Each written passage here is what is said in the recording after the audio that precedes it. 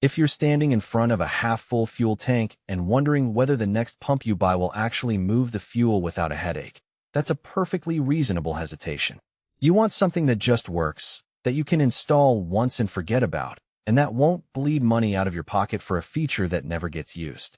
The fear of splashing gasoline, of a pump that quits after a few weeks, or of buying a system that needs a whole toolbox of adapters is what keeps most people stuck at the research stage. Link is in the description if you want to check the product details on Amazon. I spent the last few days digging through forum threads, watching a handful of YouTubers who specialize in farm and off-grid setups, and scrolling through the Q&A sections where people actually ask about wiring, compatibility with biodiesel, and how the hose holds up under real-world pressure. What emerged was a picture of a pump that promises 25 gallons per minute, can run off a 12 or 24-volt source, and mounts directly to a 2-inch bung. But the real question is whether those promises translate into a day-to-day workflow that feels effortless. Let's start with the kind of environment where the Fill-Rite NX25 DDCNB shines. Imagine you run a small farm with a couple of diesel generators that keep the barn lights and irrigation system humming. Your fuel storage is a 200-gallon steel tote that you fill once a month, and you need to move that fuel into the generator's built-in tank without dragging a hose across the yard. The bung mount design means you actually bolt the pump right onto the tank's outlet, eliminating the need for a separate suction hose that could kink or slip off.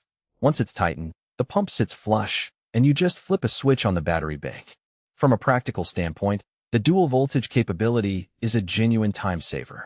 Many farms already have a 12-volt solar battery bank, but when you hook a generator up, you often end up with a 24-volt starter battery. This pump will happily run off either, so you don't have to add a step-up converter or worry about which battery you're drawing from.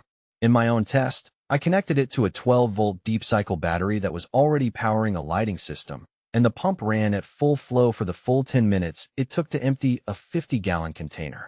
The brushless motor stayed cool, and there was no noticeable voltage sag that would have affected the lights.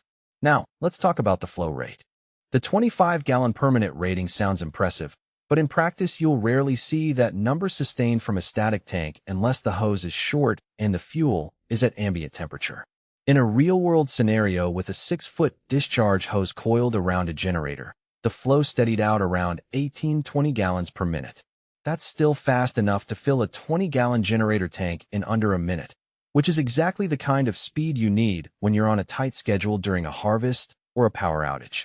The key takeaway is that the pump delivers a high enough flow to keep you moving, without the frantic pump and wait dance you get with smaller, lower capacity units. Who should walk away from this kit? If you only need to transfer fuel once in a blue moon, say you have a small 5-gallon gas can for a weekend camping trip, this is overkill. The initial cost of a cast iron pump, the included hose, and the auto nozzle adds up, and you'll likely spend more time installing the bung mount than you'll ever actually use the pump.